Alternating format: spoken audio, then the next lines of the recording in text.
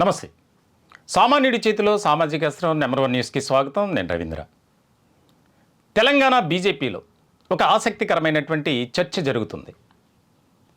ఢిల్లీలోని భారతీయ జనతా పార్టీ పెద్దలు తెలంగాణలో కమలాన్ని మరింతగా వికసింపచేయాలి, పార్టీ బలోపేతం కోసం ఒక ప్రత్యేకమైనటువంటి వ్యూహాన్ని రచించినట్లు తెలుస్తుంది. దీనిలో భాగంగానే తాజాగా కొంతమంది కీలకమైనటువంటి నాయకులు రాష్ట్రానికి సంబంధించి ప్రధాని మోదీతో భేటీ అయ్యారు. ఆ భేటీ అయిన సందర్భంగా హెచ్చరికలు, దిశానిర్దేశం, సూచనలు కూడా చేశారు. ఎందుకంటే ఇప్పటికీ పార్టీలో ఒక రకమైనటువంటి వైషమ్యాలు, భేదాభిప్రాయాలు, వివాదాలు, గ్రూపిజం ఇవన్నీ కనిపిస్తున్నాయి. ప్రతి ఒక్కరికి 1-to-1 మాట్లాడి లాస్ట్లో మీటింగ్ పెట్టి క్లాస్ స్పీకర్ అట. దీనికి సంబంధించి ఇప్పుడు తెలంగాణ భారతీయ జనతా పార్టీ సారథి ఎవరు అనేది కూడా ఒక చర్చ జరుగుతుంది. చాలా కీలకమైనటువంటి అంశం.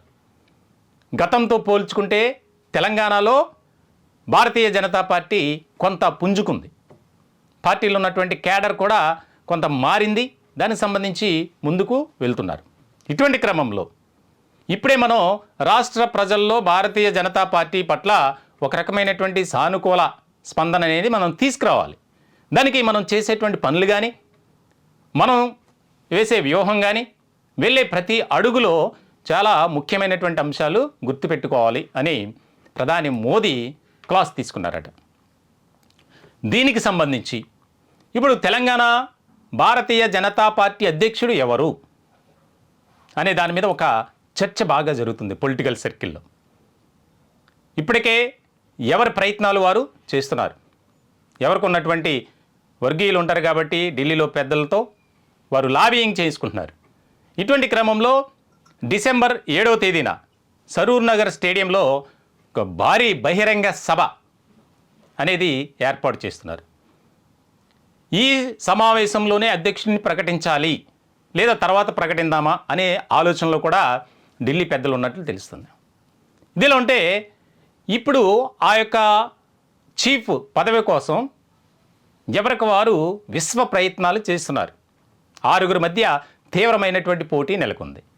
ఈ 6లో ఎవరికి వరిస్తుంది అధ్యక్ష పదవి అనేది కూడా ముఖ్యమైనటువంటి అంశంగా మారింది. ఈ 6లో ఒక మహిళా నాయకురాలు కూడా ఉన్నారు.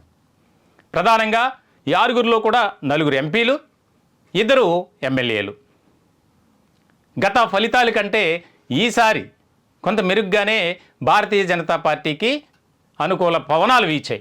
తెలంగాణ రాష్ట్రంలో ఈశాన్య రాష్ట్రాలు అలాగే ఇతర ప్రాంతాల్లో భారతీయ జనతా పార్టీ పరిస్థితి వేరు, తెలుగు రాష్ట్రాల్లో పరిస్థితి వేరు. ఇలాంటి క్రమంలో తెలంగాణలో పాగా వేయాలి, భారతీయ జనతా పార్టీ పుంజుకోవాలి. ఎందుకంటే ఇప్పుడు కాంగ్రెస్ మంచి పొజిషన్లో ఉంది కాబట్టి నెక్స్ట్ ఆల్టర్నేటివ్ సెకండ్ పార్టీగా భారతీయ జనతా పార్టీ ఉండాలి. ఏం ఉన్నా ఆశ్చర్యం లేదు. ఎందుకనంటే తెలంగాణలో గులాబీ పార్టీ పరిస్థితి ఏ విధంగా మారింది అనేది మనం చూస్తూనే ఉన్నాం. వరుసగా వివాదాలు, అనేక రకాల విమర్శలు, ఎన్నో కేసుల్లో ఇన్వాల్వ్ అయ్యి పార్టీలో ఉన్నటువంటి క్యాడర్ అంతా వలస బాట, ఇతర పార్టీల వైపు చూడటం, పార్టీలో అంతర్గత కుమ్ములాటలు ఇవన్నీ ఒక్కసారిగా వారిని కుదిపేస్తున్నాయి. ఇట్లాంటి క్రమంలో భారతీయ జనతా పార్టీ ఇదే సరైన సమయం, త్వరలోనే స్థానిక సంస్థల ఎన్నికలు జరగబోతున్నాయి, అలాగే జిహెచ్ఎంసీ ఎన్నికలు కూడా జరగబోతున్నాయి. దీనికి సంబంధించి మనం ఎటువంటి వ్యూహంతో ముందుకు వెళ్ళాలి, దీనికి సంబంధించి అందరూ ఆమోదించే వ్యక్తినే అధ్యక్షుడిగా ఎన్నుకోవాలి, సెలెక్ట్ చేయాలి అనేది ఢిల్లీ పెద్దల అభిప్రాయం. ఇటువంటి క్రమంలో చాలా ముఖ్యమైనటువంటి అంశంగా ఒక చర్చ జరుగుతుంది. ఈ 4 ఎంపీల్లో డీకే అరుణ, అలాగే ఈటల రాజేందర్, ధర్మపురి అరవింద్, రఘునందన్ రావు, వీరితో పాటు ఎమ్మెల్యేలుగా ఉన్నటువంటి రాజాసింగ్, పాయల్ శంకర్ అంతా సీనియర్ నాయకులే. వీరిలో కొంతమంది ఇతర పార్టీల నుంచి వలస వచ్చిన వారు ఉన్నారు. మరి మొదటి నుంచి పార్టీని అంటిపెట్టుకొని రాజాసింగ్ లేగా ఎంతో ఒక రకమైనటువంటి క్రమశిక్షణ కలిగినటువంటి రాజకీయాలు చేసినటువంటి వ్యక్తుల్లో రాజాసింగ్ ఒకరు. ఇలాంటి సందర్భంలో ఎవరికి ఆ యొక్క అధికారాన్ని ఇస్తారు అనేది ఒక చర్చ జరుగుతుంది. దాదాపుగా ఎక్కువగా వినిపిస్తున్న పేరు ఈటల రాజేందర్. ఆయనకు సామాజిక వర్గంగా, అలాగే ఒక మాస్ ఫాలోయింగ్ ఉంది. మాస్ లీడర్గా ఈటల రాజేందర్కు మంచి గుర్తింపు ఉంది. ఆయన గులాబీ పార్టీలో ఉన్నప్పుడు ఏ రకమైనటువంటి ఫాలోయింగ్ ఉన్నది అనేది మనకు తెలుసు. ఇలాంటి సందర్భంలో దాన్ని క్యాచ్ చేసుకోవాలి. ఈటల రాజేందర్కి ఇవ్వటం వల్ల అటు బీఆర్ఎస్లో ఉన్నటువంటి క్యాడర్ కొంత బీజేపీ వైపు టర్న్ అవుతుంది అనేది యోచిస్తుంది. అలాగే రఘునందన్ రావు కూడా అంతే, ఆయన కూడా మంచి ఫాలోయింగ్ ఉంది. డీకే అరుణ, నాకేం తక్కువ, నాకు కూడా అవకాశం ఇవ్వండి. ఎవరి స్థాయిలో వారు ప్రయత్నాలు చేస్తున్నారు. కానీ కేంద్రం మాత్రం, ముఖ్యంగా బీజేపీ పెద్దలు, ప్రధాని మోదీతో సహా ఈటల రాజేందర్ వైపే మొగ్గు చూపిస్తున్నారని మనకు అందుతున్నటువంటి సమాచారం. మొత్తానికైతే ఇప్పటికే గతంలో జరిగినటువంటి పరిణామాలు, సీట్ల కేటాయింపులో కానీ కొన్ని చోట్ల అంటే జాతీయ స్థాయిలో కొంతమందిని కార్యవర్గంలో ఎన్నుకున్నారు.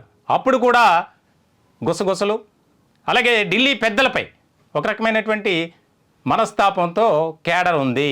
కాబట్టి వాటన్నిటినీ సమసిపోయేలా చేసి ఒక మంచి నాయకుడిని రాష్ట్రానికి అధ్యక్షుడిగా మనం సీట్లో కూర్చోబెట్టాలి.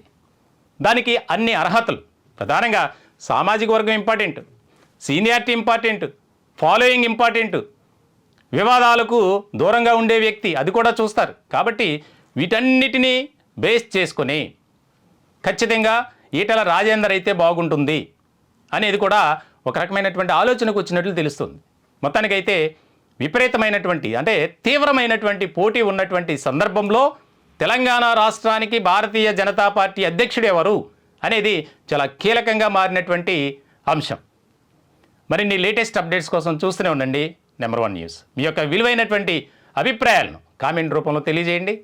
Thank you.